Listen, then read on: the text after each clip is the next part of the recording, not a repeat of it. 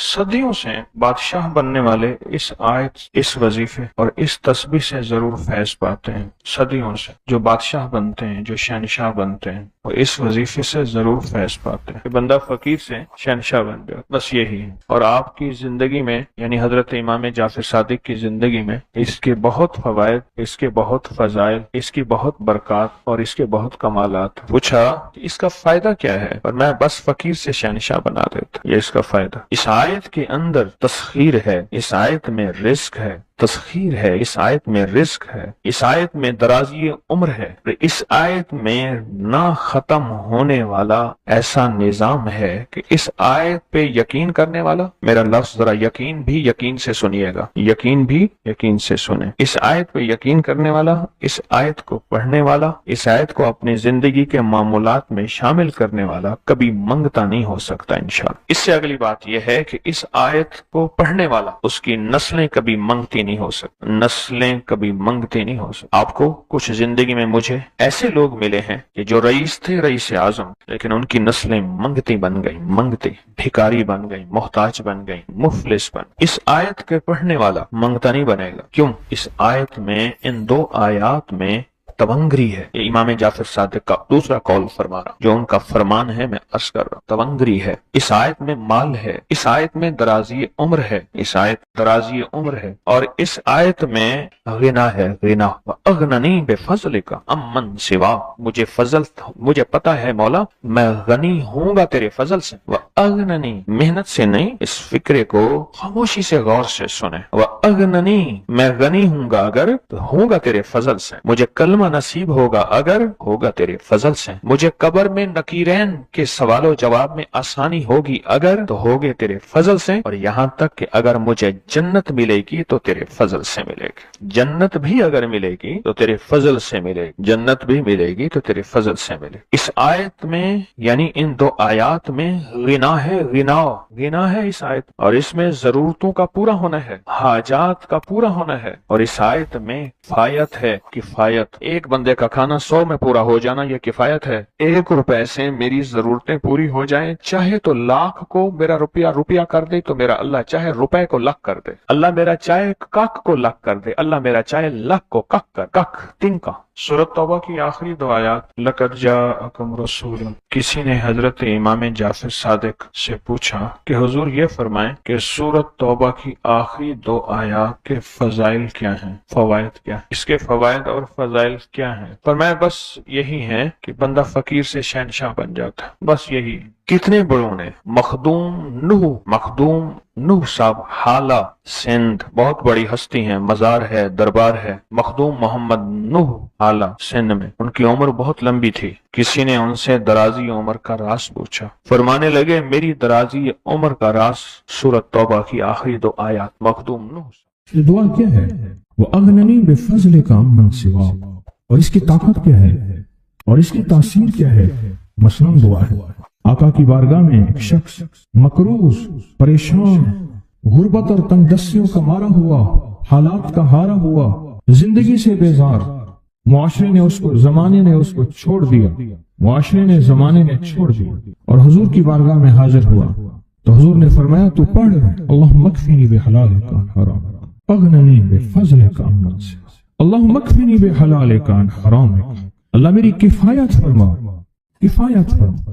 کفایت سے مراد یہ ہے، کبھی وہ ایک بابا جی کہتے تھے کہ نہیں لوڑ دی تھوڑ نہ ہوئے، مجھے جس چیز کی ضرورت ہو وہ ہر وقت مجھے ملتی رہے، اللہ ایسی کفایت فرما، یا کسی کا محتاج نہ رہوں، ایسی کفایت فرما، میں عاجز نہ بنوں، ایسی کفایت فرما، ایک چیز کو ترستا نہ رہوں، اللہم اکفنی بحلالک عن حرامک، پر کفایت کرنے میں میرے ساتھ حلال کے معاملے کرنا، تیری تقسیم ہے، تیری ترتیب ہے، اللہ مجھے حلال بھی چاہیے، ایسا چاہیے جس میں وسعت ہو، اور ایسا چاہیے جس میں برکت ہو، اور ایسا چاہیے جو میری ساری ضرورتوں کی کفایت کرتے، ساری ضرورتوں کی کفایت کرتے۔ میرے پاس وہ حال نہیں چاہیے کہ آج ایک چیز ہے دوسری نہیں ہے، دوسری ہے تیسری نہیں ہے۔ ایک صاحب کے پاس ایجنسی تھی، کہنے لگے ایک دفعہ میاں بیوی ہم روٹی کھا رہے تھے، ایک ٹھنڈا سانس نکلا بیوی کا، میں نے کہا کیا ہوا؟ کہنے لگے کہ جب میدا ٹھیک تھا تو کھانا نہیں تھا، अब बीमारियां रोग लग गए हैं, खाने लाजवाब हैं। उस वक्त गुर्बत थी, तंगदस्ती थी, दिल चाहता था खाने को, तबीयत चाहती थी राहत को, अब वो नहीं है। और जब से ये दुआ पड़ी है फिर रब ने वुसअत के दरवाजे खोले। उसने एक वो एजेंसी ली थी जो कोई नहीं लेता था, बिल्कुल कोई ऐसा इदारा था जिसका सारा निजाम खत्म हो चुका था, वो एजेंसी कोई नहीं लेता था। उसने ले ली, सस्ती मिलती थी, लेकिन उसके साथ कुदरत की ताकत थी, कुदरत की कुव्वत थी, अल्लाह का निजाम उसके साथ था, अल्लाह का निजाम उसके साथ था। अल्लाह मकफिनी बि हलालिका अन हरामिका, मैं अल्लाह मुझसे तुझसे वो रिस्क नहीं मांगता जो मेरा और मेरी नस्लों की किफायत न करे, अल्लाह वो रिस्क मांगता हूँ जो किफायत करे, पर हलाल मांगता हूँ, तय्यब मांगता हूँ, ताहिर मांगता हूँ, मुताहिर मांगता हूँ, हराम नहीं मांगता। हराम जितना ज्यादा हो जाए एक वक्त आएगा खत्म हो जाएगा, हराम जितना पहाड़ बन जाए एक वक्त आएगा अल्लाह उसको खत्म करके दिखाएगा। मैंने एक जगह हजरत अब्दुल्लाह बिन मसूद रज़ी अल्लाह तआला का फरमान पढ़ा, वो बस एक दफा पढ़ा, मुझे ना भूला। फिर फरमाया सूद का अंजाम तंगदस्ती और फक्र है। हाँ, और एक और सहाबी का कौल है, और यही कौल हजरत इमाम जाफर सादिक का है कि हराम का अंजाम फक्र और किल्लत है। अल्लाह मुझे हराम नहीं चाहिए। और फिर अल्लाह कहता है अच्छा चलो ठीक है तेरी किफायत कर दे। अल्लाह से एक बात और भी मांगता है, आगे जरा सुने, वह अगननी बेफज़ल का, मौला मुझे गनी कर दे, मुझे पता है तेरे फजल से कोई गनी होगा, मेहनत करके गनी कोई नहीं होगा। कमाल दुआ है। वह अगननी बेफज़ल का, अगननी मुझे तेरे फजल से गनी होना है। मैं जा रहा था, सीढ़ी रखी हुई थी लंबी बड़ी ऊंची, और सर पे गारे का थाल था और एक बंदा चढ़ रहा था। मैंने देखा मेरा क्लास फेलो है। वो उस वक्त तक कदम इतने चढ़ चुका था कि छत पे गारा देने गया। आगे एक और मजदूर खड़ा था, उसने छत की लिपाई हो रही थी, छत की लिपाई हो रही थी भूसे वाले गारे से। तो जब वो नीचे उतरा तो मैंने उसको आवाज दी, उसने पहचान लिया। मैंने उसके वालिद को मजदूरी करते देखा था और उसको सुना था कि उसका दादा भी मजदूरी कर रहा और वो आज भी मजदूरी कर रहा। वह अगननी, अल्लाह मुझे गनी कर दे, बेफजल का, होगा तेरे फजल से।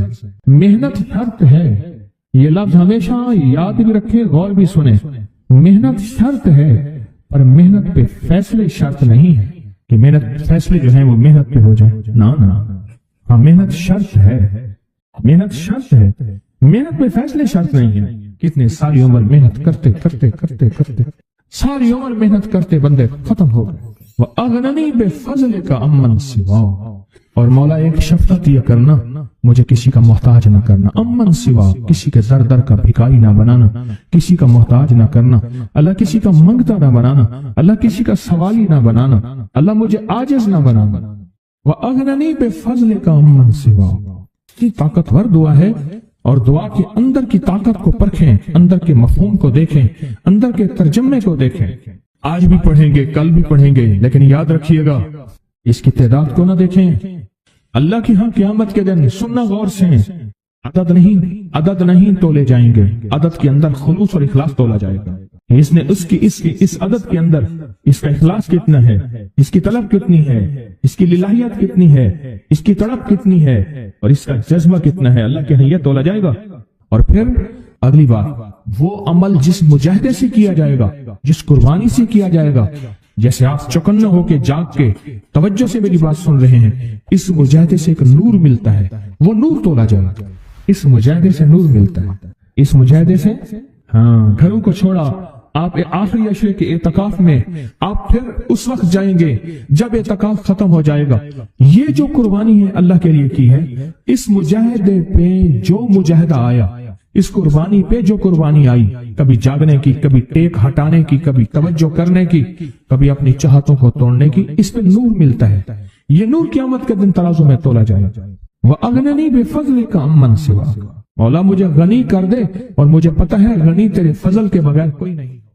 जिंदगी में जब भी कहीं मुश्किलें आई हैं, जब भी कहीं परेशानी आई हैं, जब भी कहीं उलझने उम्मत को आई हैं, उम्मत